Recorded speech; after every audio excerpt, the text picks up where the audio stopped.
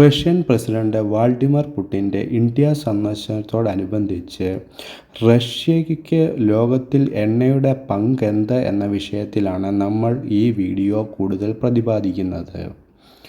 റഷ്യയുടെ എണ്ണ ഉൽപ്പാദനം എങ്ങനെയാണ്, അത് ലോകത്തിൽ ഏതൊക്കെ പങ്കുവഹിക്കുന്നു, ഏത് തരത്തിലുള്ള എണ്ണയാണ് റഷ്യ വിൽക്കുന്നത്, ഏത് പ്രദേശങ്ങളിലാണ് അവർ കൂടുതലായി ഖനനം ചെയ്യുന്നത്, ഏതൊക്കെയാണ് മുൻനിര റഷ്യൻ എണ്ണ കമ്പനികൾ, അത് ഇന്ത്യയുടെ എണ്ണ ഇറക്കുമതിയെ എങ്ങനെ സ്വാധീനിക്കുന്നു തുടങ്ങിയ കാര്യങ്ങളാണ് ഈ വീഡിയോയിൽ പ്രതിപാദിക്കുന്നത്. റഷ്യ ലോകത്തിൻ്റെ മൂന്നാമത്തെ വലിയ ഓയിൽ ഉൽപ്പാദന രാജ്യമാണ്.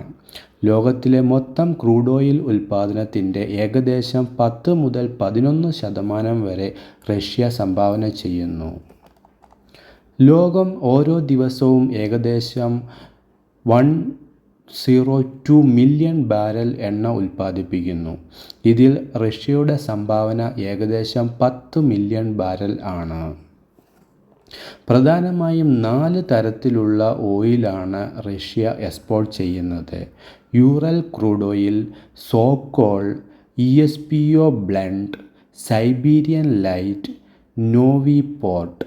ഈ തരത്തിലുള്ള ഒരു 5 തരത്തിലുള്ള ഓയിലാണ് റഷ്യ പ്രധാനമായും മറ്റ് രാജ്യങ്ങളിലേക്ക് എക്സ്പോർട്ട് ചെയ്യുന്നത്.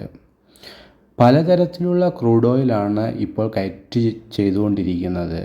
ഇവയൊക്കെയാണ് അതിൽ പ്രസക്തമായത്. റഷ്യയിലെ മെയിൻ ഓയിൽ പ്രോഡക്ട്സ് എന്ന് പറയുന്നത് diesel, petrol, aviation fuel, LPG, fuel oil എന്നിവയാണ്. പ്രധാനപ്പെട്ട ഏരിയയിൽ എവിടെയൊക്കെയാണ് റഷ്യ ഖനനം ചെയ്യുന്നത് എന്നത് western Siberia, Volga Urals, far east, Timan area, അതുപോലെ ആർട്ടിക് റീജിയൻ. റഷ്യയിലെ പ്രധാനപ്പെട്ട ഖനന മേഖലകൾ ഇവയൊക്കെയാണ്. വെസ്റ്റേൺ സൈബീരിയ അതിലൊരു പ്രധാന പങ്ക് വഹിക്കുന്നു. അതുപോലെ ഫാർ ഈസ്റ്റിലെ സഖാലിൻ, ടിമാൻ പെച്ചോറ, ആർട്ടിക് മേഖല എന്നിവയെല്ലാം വലിയ ഓയിൽ നിക്ഷേപമുള്ള മേഖലകളാണ്. റഷ്യയിലെ ഏറ്റവും പ്രധാനപ്പെട്ട ഓയിൽ കമ്പനികൾ Rosneft, Lukoil, Gazprom NEFT, Taj NEFT തുടങ്ങിയവയാണ്. ഈ കമ്പനികൾ ലോകത്തിലെ എണ്ണ ഉൽപ്പാദനത്തിലെ വലിയ പങ്ക് തന്നെ വഹിക്കുന്നു. ഇന്ത്യയുടെ ഓയിൽ ഇറക്കുമതി റഷ്യയിൽ നിന്നുള്ളതിനെ സംബന്ധിച്ച കണക്കുകൾ: ഇന്ത്യ ഇന്ന് ദിനം പ്രതി 1.5 മുതൽ 1.8 മില്യൺ ബാരൽ വരെ റഷ്യയിൽ നിന്നും എണ്ണ ഇറക്കുമതി ചെയ്യുന്നു. ഇത് ഇന്ത്യയുടെ മൊത്തം ഇറക്കുമതിയുടെ 25 മുതൽ 30% വരെയാണ്. റഷ്യയിൽ നിന്ന് ഇന്ത്യ ഇത്രയും എണ്ണ വാങ്ങുവാനുള്ള പ്രധാന കാരണം അതിൻ്റെ വിലക്കുറവ്, സ്ഥിരമായ സപ്ലൈ, റിഫൈനറികൾക്ക് കൂടുതൽ ലാഭം നേടിത്തരുന്നു, ദീർഘകാലമായ എനർജി സെക്യൂരിറ്റി എന്നിവ കൊണ്ടാണ്. പാശ്ചാത്യ ലോകത്തെ വിലക്കുകളും ഉപരോധങ്ങളും വന്നതിന് ശേഷവും റഷ്യയുടെ പ്രധാന വിപണി ഏഷ്യയായി മാറിയിരിക്കുന്നു. ഇന്ത്യയുടെയും ചൈനയുടെയും ഏറ്റവും പ്രധാനപ്പെട്ട പങ്കാളിയാണ് ഓയിൽ വാങ്ങുന്നതിൽ ഇന്ന് റഷ്യ. എണ്ണ റഷ്യയുടെ ഏറ്റവും ശക്തമായ ജിയോ പൊളിറ്റിക്കൽ ആയുധവുമാണ്. ഇന്ത്യ റഷ്യ ഊർജ പങ്കാളിത്തം ഇന്ന് വളരെ ശക്തമാണ്. ഭാവിയിൽ കൂടുതൽ ആർട്ടിക് ഓയിൽ, LNG, പുതിയ പൈപ്പ് ലൈൻ സാധ്യതകൾ എന്നിവ ഈ 2 രാജ്യങ്ങളും കൂടുതൽ സഹകരിക്കുവാൻ തീരുമാനിച്ചിരിക്കുന്നു. റഷ്യ ലോകത്തിൻ്റെ ഏറ്റവും വലിയ എണ്ണശക്തികളിലൊന്നാണ്. ഇന്ത്യയും റഷ്യയും തമ്മിലുള്ള ഈ ബന്ധം ഭാവിയിൽ ലോക എനർജി മാപ്പിനെ നേരിട്ട് സ്വാധീനിക്കുക തന്നെ ചെയ്യും. റഷ്യ ഒരു സാധാരണ ഉൽപ്പാദന രാജ്യമല്ല. ലോക എണ്ണ ഉൽപ്പാദനത്തിൻ്റെ മൂന്നാമത്തെ വലിയ ശക്തിയാണ് റഷ്യ.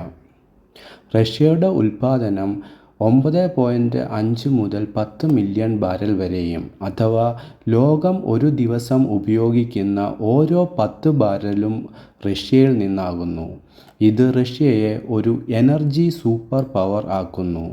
പാശ്ചാത്യ രാജ്യങ്ങളുമായുള്ള പ്രശ്നങ്ങൾ, ഉപരോധങ്ങൾ, യുക്രൈൻ യുദ്ധം ഇവയൊന്നും തന്നെ ലോകത്തെ റഷ്യയുടെ ഓയിലിനെ ഒഴിച്ചു നിർത്തുവാൻ കഴിയില്ല എന്നതാണ് സത്യാവസ്ഥ.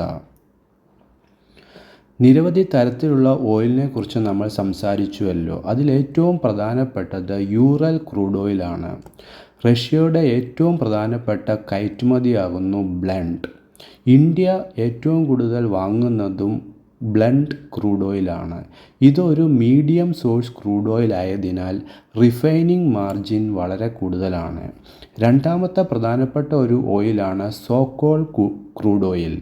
സഖാലിൻ പ്രദേശങ്ങളിൽ നിന്ന് വരുന്ന ലൈറ്റ് സ്വീറ്റ് ക്രൂഡ് ഓയിലാണിത്. ഉയർന്ന ഗുണമേന്മയും കുറഞ്ഞ സൾഫറും ഉള്ളതിനാൽ അതിൻ്റെ വിലയും ഉപഭോഗവും കൂടുതലാണ്. മൂന്നാമതായി നമ്മൾ പറഞ്ഞ എസ്പോ ബ്ലെൻഡ് എന്നത് east Siberia Pacific ocean pipe line വഴി ചൈനയിലേക്ക് പ്രധാനമായും പോകുന്നു. ഏഷ്യൻ വിപണിക്ക് വേണ്ടി മാത്രമായിട്ടുള്ള ഒരു പ്രോഡക്റ്റാണിത്.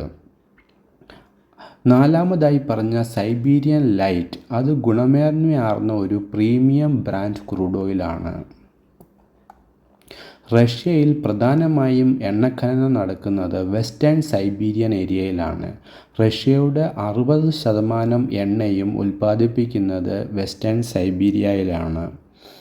അതുപോലെ വോൾഗ യുറൈൻ റീജിയൻ, റഷ്യയുടെ പാരമ്പര്യമായ ഓയിൽ മേഖലയായി ഇത് പ്രവർത്തിക്കുന്നു. താക്നെഫ്റ്റ് പോലെയുള്ള ഓയിൽ കമ്പനികളാണ് വോൾഗ യൂറൽ റീജിയണിൽ പ്രവർത്തിക്കുന്നത്. അതുപോലെ സാക്ലിൻ ഫാർ ഈസ്റ്റ് റഷ്യയിൽ ഓഫ് ഷോർ പ്രോജക്റ്റുകളുണ്ട്. കടലിൽ നിന്നും എണ്ണ ഖനനം ചെയ്തെടുക്കുന്നു. സാക്ലിൻ 1, സാക്ലിൻ 2 തുടങ്ങിയ പ്രധാനപ്പെട്ട ഓഫ് ഷോർ ഓയിൽ റിഫൈനറികൾ പ്രോജക്റ്റുകൾ ഈ ഏരിയയിലാണ് സ്ഥിതി ചെയ്യുന്നത്.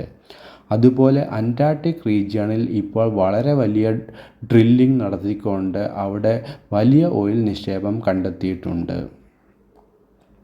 റഷ്യയിലെ വലിയ കമ്പനികളായ റോസ്നെറ്റ് സ്റ്റേറ്റ് ഓൺഡ് ഓയിൽ കമ്പനിയാണ്. ലോകത്തിലെ നിയന്ത്രിക്കുന്ന ഒരു വലിയ കമ്പനിയാണ് റോസ്നെറ്റ്. അതുപോലെ തന്നെ രണ്ടാമത്തെ ലുക്കോയിൽ കമ്പനി റഷ്യയിലെ ഏറ്റവും വലിയ പ്രൈവറ്റ് ഓയിൽ കമ്പനിയാണ്. 2022 ശേഷം ഇന്ത്യയുടെ ഓയിൽ മാപ്പ് പൂർണ്ണമായും മാറി. മുമ്പ് ഇന്ത്യ ഏറ്റവും കൂടുതൽ ഓയിൽ ഇറക്കുമതി ചെയ്തിരുന്നത് സൗദി അറേബ്യയിൽ നിന്നും ഇറാഖിൽ നിന്നുമായിരുന്നു. ഇന്ന് ഇന്ത്യ ഏറ്റവും കൂടുതൽ എണ്ണ ഇറക്കുമതി ചെയ്യുന്നത് റഷ്യയിൽ നിന്നാണ്. അതുപോലെ തന്നെ ലോകത്തെ എനർജി പൊളിറ്റിക്സിൽ റഷ്യയുടെ എണ്ണ ഒരു വലിയ പങ്ക് വഹിക്കുന്നു. ഓയിൽ എന്നത് വെറുമൊരു എനർജി സോഴ്സ് മാത്രമല്ല, അത് ഒരു രാഷ്ട്രീയ ആയുധം കൂടിയാണ്. ഈ ഓയിൽ വെച്ചുകൊണ്ട് യൂറോപ്പിനെ സമ്മർദ്ദത്തിലാക്കുവാൻ റഷ്യയ്ക്ക് കഴിയുന്നു. ഏഷ്യയുമായി ബന്ധം ഊട്ടിയുറപ്പിക്കുവാനും ഈ ഓയിൽ സഹായിക്കുന്നു. പാശ്ചാത്യ വിലക്കുകൾക്ക് പകരം പുതിയ മാർക്കറ്റുകൾ കണ്ടെത്തുവാനും റഷ്യയ്ക്ക് ഈ ഓയിൽ പ്രയോജനപ്പെടുന്നു. ഒപെക് കൂട്ടായ്മയിൽ റഷ്യയുടെ സമ്മതമില്ലെങ്കിൽ ലോകത്തെ ഓയിലിൻ്റെ വില തന്നെ മാറുക തന്നെ ചെയ്യും. അത്രത്തോളം ശക്തിയുണ്ട് റഷ്യൻ ഓയിലിന്. അതുകൊണ്ട് തന്നെ റഷ്യയുടെ ഓയിൽ മാർക്കറ്റ് എന്നത് ഒരു ഗെയിം ചേഞ്ചറാണ്. ഭാവിയിൽ റഷ്യ ഇന്ത്യ ഊർജ്ജ സഹകരണത്തിനുള്ള പദ്ധതികളാണ് ഇപ്പോൾ നടക്കുന്ന പുടിൻ്റെ കരാറിൽ ഉള്ളത്. ഇതിൽ പ്രധാനമായും രണ്ട് രാജ്യങ്ങളും ചിന്തിക്കുന്ന സാധ്യതകൾ ആർട്ടിക് ഓയിൽ ഗ്യാസ് പ്രോജക്റ്റുകൾ, LNG സപ്ലൈ എഗ്രിമെൻറ്റ്സ്, അതുപോലെ oil refinery collaboration project, shipping route via north sea route, long term discount supply contract തുടങ്ങിയവ സൈൻ ചെയ്യുവാൻ ഉദ്ദേശിക്കുന്നു. ഇതിലൂടെ ഇന്ത്യയ്ക്ക് എനർജി സെക്യൂരിറ്റിയും സുസ്ഥിരമായ വില സ്ഥിരതയും ഉറപ്പാക്കുവാൻ സാധിക്കും എന്നാണ് വിലയിരുത്തൽ. റഷ്യയുടെ എണ്ണശക്തി ലോക രാഷ്ട്രീയ, സാമ്പത്തിക, എനർജി വിപണികളെ ഒരുപോലെ സ്വാധീനിക്കുന്നു. ഇന്ത്യയ്ക്കും റഷ്യയ്ക്കും തമ്മിലുള്ള എണ്ണബന്ധം അടുത്ത വർഷങ്ങളിലും കൂടുതൽ വളരാനാണ് സാധ്യത. റഷ്യയും ഇന്ത്യയും ഇതിനകം തന്നെ ആ ഗെയിമിൽ നിർണായക സ്ഥാനത്ത് എത്തിച്ചേർന്നിരിക്കുന്നു. ഇതുപോലെയുള്ള വീഡിയോകൾക്ക് ഈ ചാനൽ സബ്സ്ക്രൈബ് ചെയ്യുവാനും ലൈക്ക് ചെയ്യുവാനും ഷെയർ ചെയ്യുവാനും മറക്കരുത്. Anand inspire signing of.